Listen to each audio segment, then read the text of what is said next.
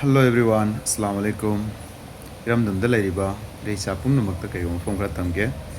Madu de Koyi Haomi Federation of Haomi Hebra, Kano Dugi organization Sina. Koi Indigenous Pillar Kanya, the Semtok Sado, Tau Yung Kibese. Masida, Ekoyi, Mete is in out the issue, Mamma, Yanin da Yaurico. Madam the number one da, in the point in some local Savada. Manipur Mapu, Manipur Ningthau Palaga, Laisi Canano, Mete Nauni. Number one, the Indigenous number one, the leg of the Tratruk Shu, the Tame. Masim to quite a Swebanico. Masikari agenda, no Tragakari, Hidenda, around the lady more hybrid to the imitation now sing the Nabiro. See, Yamna Equigi Manipur, the D. Major community, Mete now sings in the Quagi Makok the leg of them, any Suda, any Eramdam with Sokotorang, the Smokoin Zamba Tingley. Maram the Mokoi majority, Obama political gi kaido hairo leader da hairo makhoi na sing yamne dun makhoi na zamba CSO so makhoi ni heli ade any hiram khudi mak the majority of nin hen bane na makhoi na dum theng na fight lai atai sin matung de in bang hak tani subin in the community su yorong bani sida ado ain tham janing badi aujiki haumi na tawri che khoi KKL gi advisor oja ba santa na su la le haire ko moje soi bani si aran bani haiba simana su haire my video da dum theng na re in su ngon da thaja lai ko ka aduga number 2 da aikogi kai haitare number 2 da pangal sisu indigenous people da pillar si da yahon disi kari gina yahon be yadra na man hairi ko maram di pangan da su yexelite na ba mayam lai haibasi masan su hairi sida hena luri badi koi pangal lu ngaptang thamgra jeba I mall harisi cookie the Sularia, cookie support Toraga. Sida Quiki Kekel gives up Santana Harisi. My Taisi Ubaga Hat can Hariba, I mall cookie the support Tokraba. Makois in the Kram indigenous to your Libano. Makois the Sena, indigenous to Yahweh Harga di Maite Olo, Maite the Sango, Natragana Naga, Quiki Tankul the Sango, Natragana, Kawi the Sango. He ampazava point Nicose, Wataba Hiseba. Man Harisida, Point Mambiori. Asugumba Maitaiji Ubaga hard can harry to indigenous people the Hapsa labor. Maitaiki Matung da support Toriba Madi Tawai Kubak the Habaga Lantenariba, Hanadagi Hona Lantenaraga Laiba, Equigi, Pangals in indigenous, not the Harry Haomi Federation. Adu thing asagi, Sigis day or conflictive, Equi Pangansin, Napuda Natragana, any Mapamda Makoigi, Equigi, Yaknabaton Ure, Equi Haomi Federation.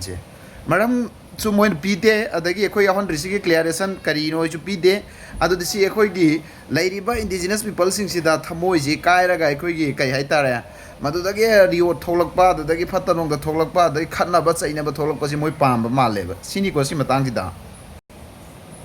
sida ekoi gi ozaba santa gi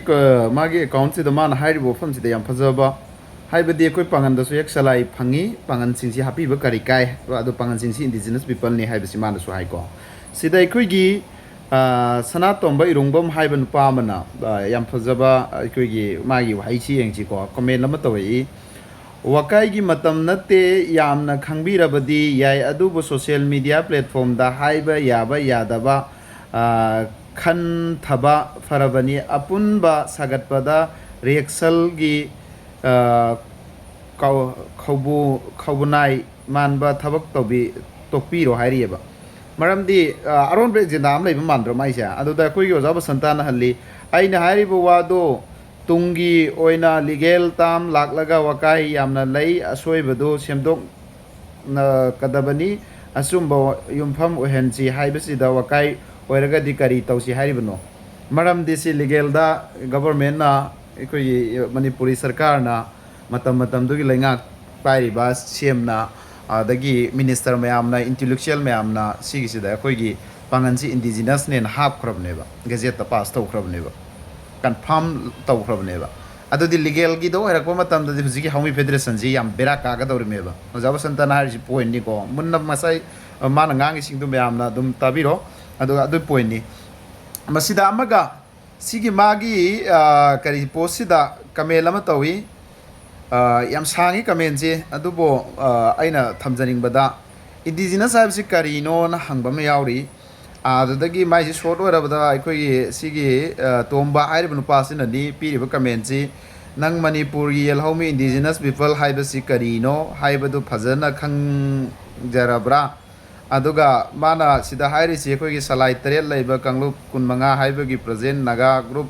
Manipuri and Maitai khaktani haibasi nasana phajana khangjarabra sumaina question ji ame magi sigi sida hangi ji aduga mana haibasida khoi gi sarkar sida mana haibda yawbani ko MLA minister adagi kai kai na indigenous lepa yabra Manipur gi Haomi si lepa yabra man hai si sida Haomi haibasi studio politician state assembly or parliament na lepa yabra Manipur gi Haomi indigenous people haibasi di anthropology prehistory proto history and history na amadi scholar and intellectual singna lepkadabani si magi si sida aina haijaning badi tomba nongonda intellectual mayam amana oza mayam amana ekhoi gi CSO mayam amana scholar mayam amana yaraga ni assembly house ta muslim si pangal si maitai pangal si indigenous people hairis haina lautho gazette pass tawraga sarkar no direct ekhoi gi pass tawbiram nibsi masida nangna amuka adu asina tawdu nang kari origeba amuka hangane be koina adol pumna makse to asi sini ngasai gi laikri sida pangal haibasi ekhoi kana kana go mano comment da yamna seran turan napsu ibi yauri yam like lesu haiba mi su yauri ko ai yengi ai moi account sing changaga dado kana no su loin masak khangi pangal hariba community si Manipur da yareba ekhoi si Manipur gi kakngau na dana Manipur si mathong maram nai dana Manipur thadoga leibak si ngak pangam dana chen badagi pangan gi lanmi sing da haijaruraga nijabadai pangan gi lanmi sing du laga punna lan theng minaraga thengna badagi landung amaga Manipuri ningthau ekhoi Manipuri matam dugi ningthau siga lepam maga lemin thengna minaraga ngasi Manipur do ekhoi gi Manipur ana lehaurim ne adudi Manipur na lehauri si kari karai dagi kamena kala lebak si karmen nga ga hai kanda pangal singi main role yaura imneba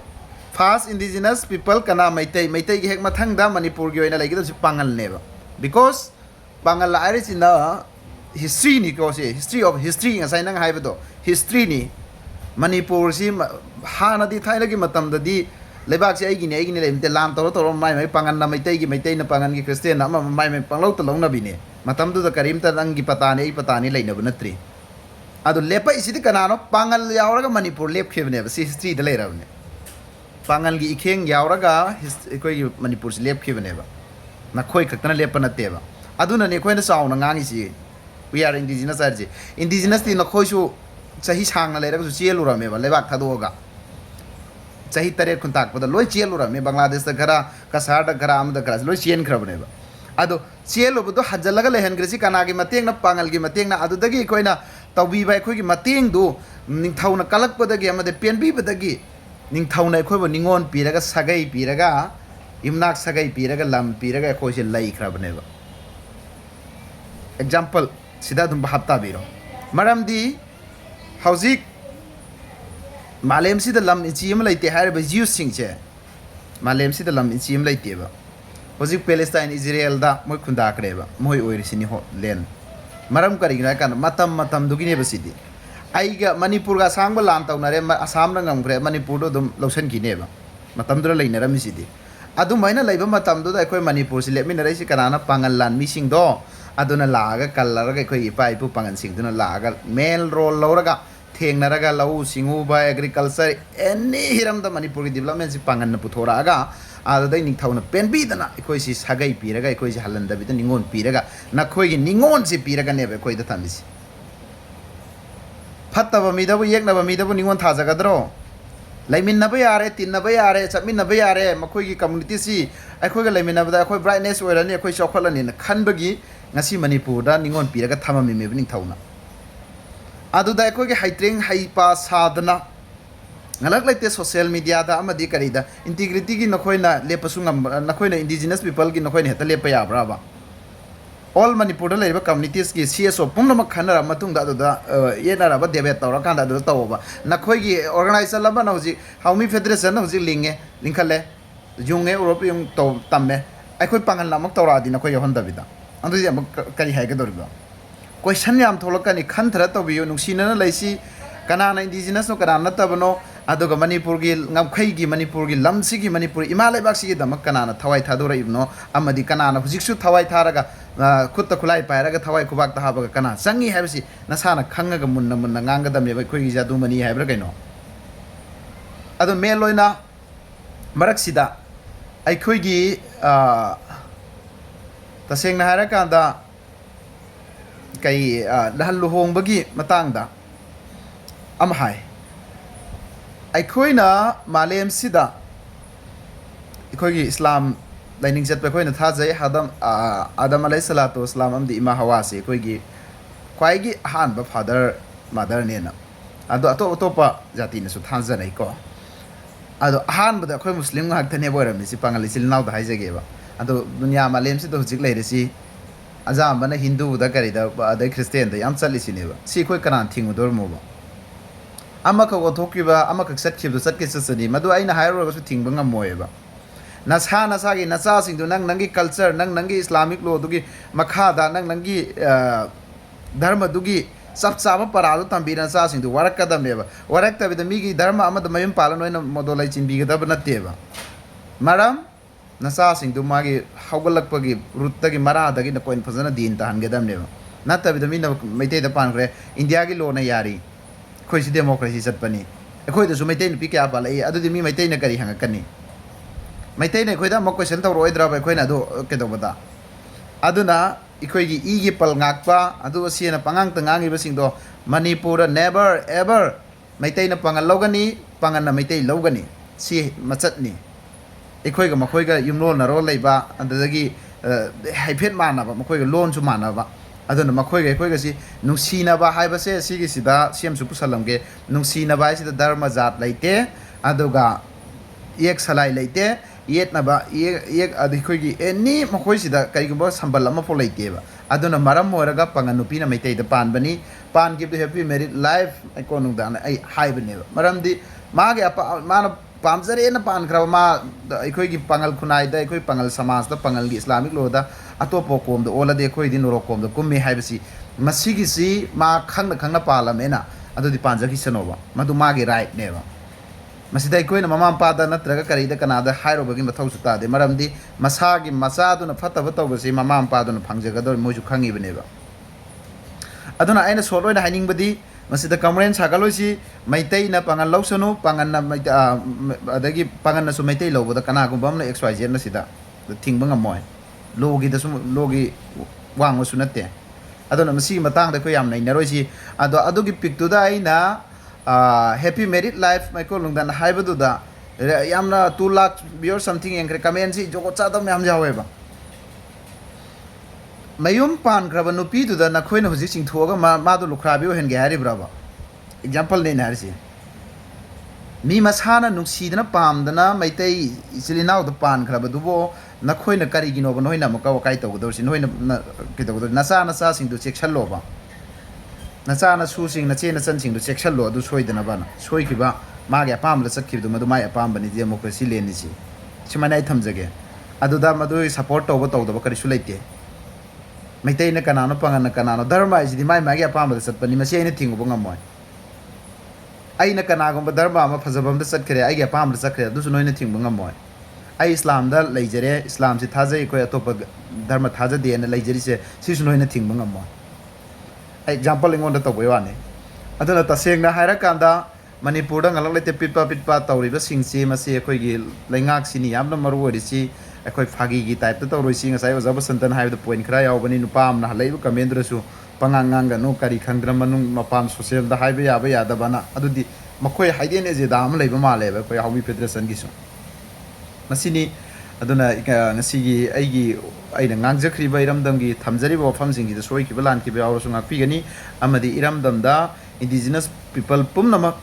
ꯅꯨꯡꯁꯤ ꯆꯥꯟꯅꯅ ꯂꯩꯃꯤꯟꯅꯒꯗꯕꯅꯤ ꯂꯩꯃꯤꯟꯅꯁꯤ ꯍꯤꯡꯃꯤꯟꯅꯁꯤ ꯑꯃꯗꯤ ꯑꯃꯅ ꯀꯨꯀꯥꯛ ꯇꯧꯕꯒꯤ ꯋꯥꯈꯜꯁꯦ ꯊꯥꯗꯣꯛꯄꯤꯌꯨ ꯍꯥꯏꯔꯒ ꯏꯔꯩꯆꯥ ꯄꯨꯝꯅꯃꯛꯇ thank you ꯑꯁꯁꯂꯥꯃꯨ ꯑꯂꯩꯀꯨꯝ